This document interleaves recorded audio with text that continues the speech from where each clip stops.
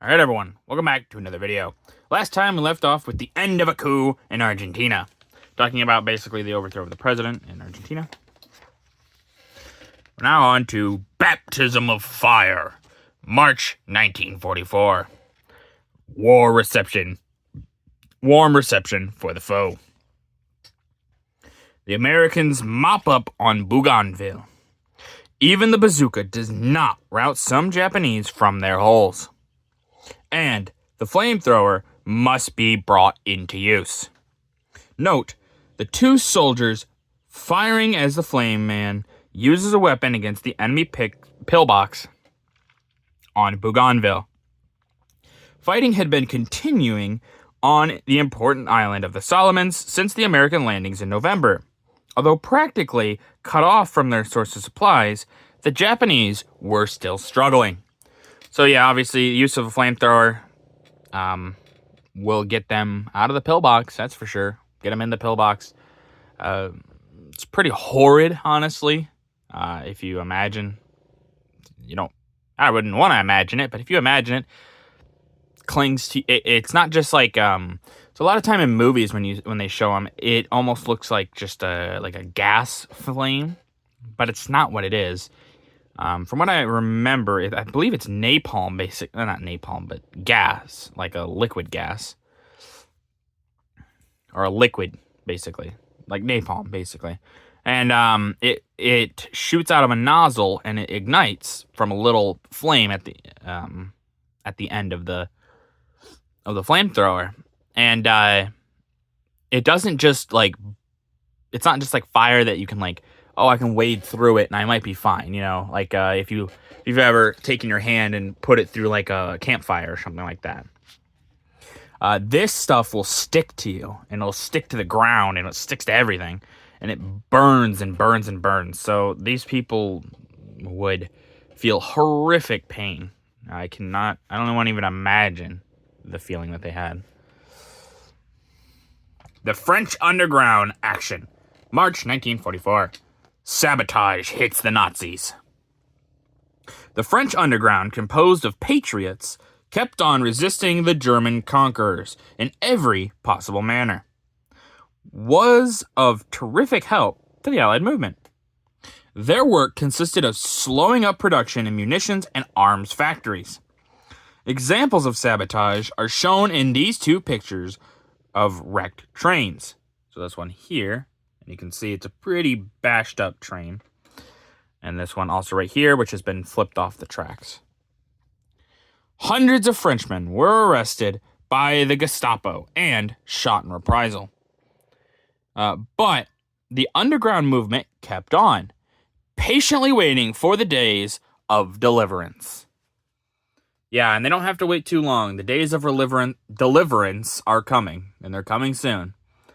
But yeah, the French underground, obviously, a lot of people make the joke of the French, they flew the surrender flag right away.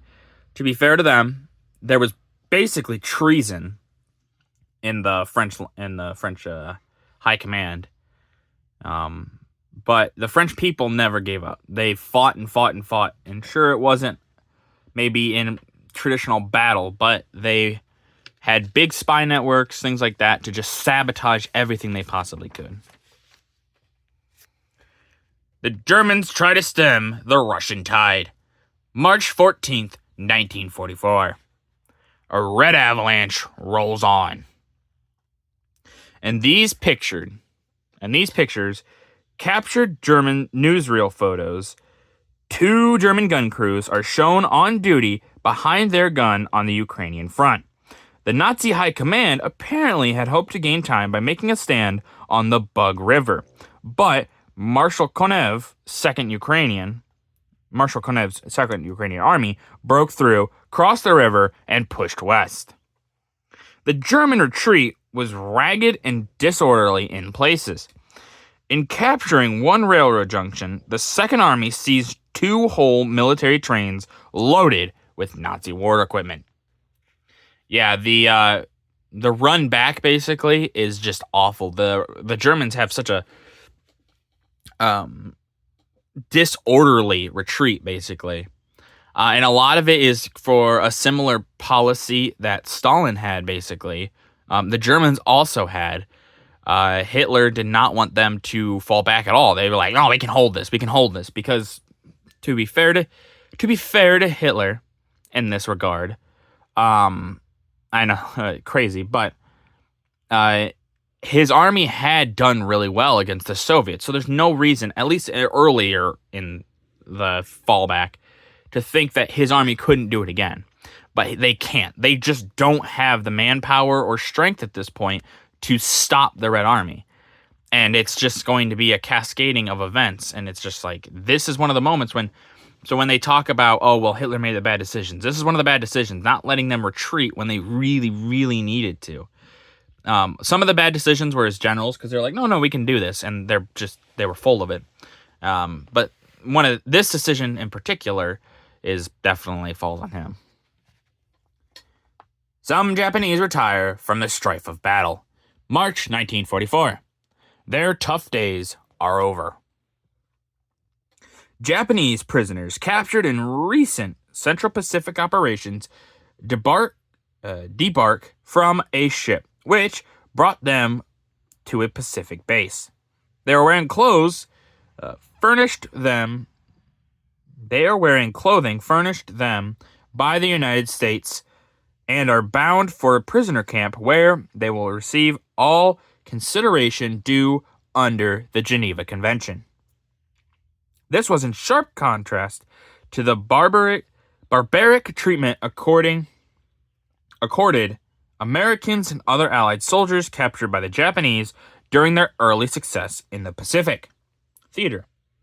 Allied prisoners were fortunate enough to escape from their Japanese captors, brought back blood-curdling stories of atrocities practiced on themselves and their buddies. The Japanese in this picture had apparently decided that being captured was better than dying for the emperor. The Japanese do some awful thing to prisoners of war, civilian prisoners. A lot of times when we talk about this war, we talk about the horrors of the Holocaust. And I'm not trying to discredit that. The horrors of the Holocaust are very numerous and very awful. But something that kind of a big cover-up, really, in a sense, that we don't talk about is the atrocities of the Japanese as much. We talk about, what they did to American prisoners and things of that nature, but the Japanese did some awful, awful things, especially in China, and they still don't really. The Japanese government still kind of denies them. That's why a lot of Asia doesn't really like Japan, if you've ever noticed. It's because of the atrocities that they committed in this war. They were awful, and they have never acknowledged them. They've always said, no, we never did that. Which is wrong. But they did some awful things. Some of it much worse than what we know of in the Holocaust. But they'll never. It was kind of a cover up by the U.S. government. That's why we don't really talk about it very much. And also, a lot of American soldiers didn't fight where those things happened. So it would happen to China. And while I don't necessarily like certain things, the Chinese people suffered horribly, and it is understandable why they dislike Japan so much. Tough going for the Russian troops. March 16th, 1944. Advancing through the snow. Red Army Tommy gunners in white winter camouflage go into action on the front line of the Ukrainian front, despite the heavy winter weather. The Russians seem to thrive on this heavy going, but not so the Germans, who were being captured by the thousands as Marshal Konev's fast-moving army pushed on westward toward Romania in what Berlin called a disengaging movement. Yeah, sure, disengaging. But they're just trying to cover it up. They're not trying to let on to the people in Germany. No, we're losing horribly. Yeah. Landings in the Admiralty Islands. March 1944.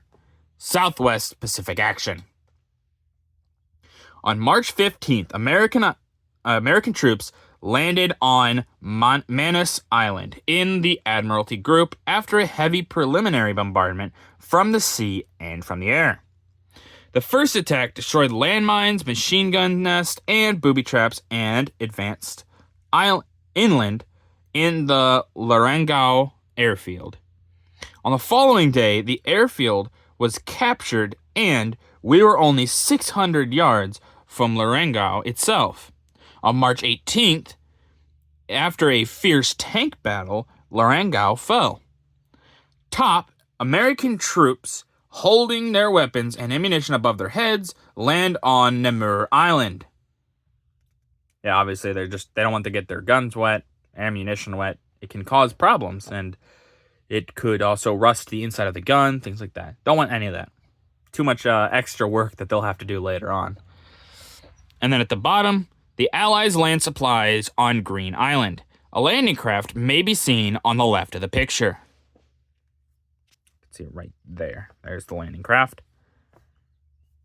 Or that right there, maybe. That's actually the landing craft. That's a dock, actually. But yeah, landing supplies, getting their men resupplied, things like that. Obviously, the Allies were very good at that. But with that, that's going to do it for this video. If you guys liked the video, leave a like. If you didn't, leave a comment. Someone I could approve one. I always appreciate your feedback. And as always, subscribe. It really does help out the channel. Thank you.